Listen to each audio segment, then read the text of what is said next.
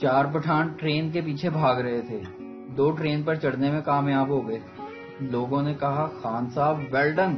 पठान बोला, खाक well done. जाना तो उन्होंने था जो नीचे रह गए, हम तो इन्हें छोड़ने के लिए आए थे।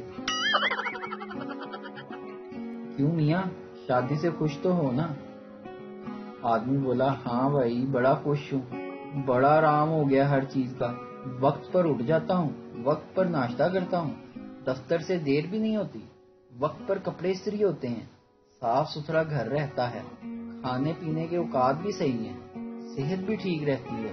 बुजुर्ग, चलो अच्छी बीवी मिल गई तुम्हें जो इतने सारे काम करती है।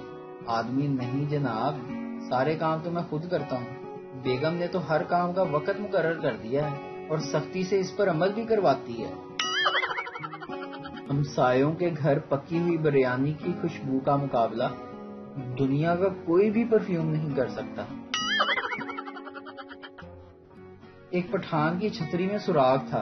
किसी ने पूछा, खान साहब, छतरी में सुराख क्यों है? पठान बोला, बारिश रुक जाएगी तो पता कैसे चलेगा। बीवी, मैं आपको इस ईद पर क्या तोहफा दूं?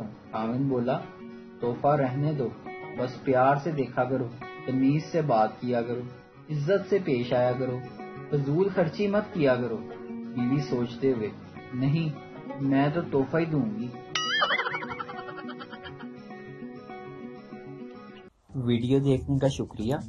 लाइक कीजिए हमारा पेज NTV उर्दू और वीडियो पसंद आए तो जरूर शेयर कीजिए।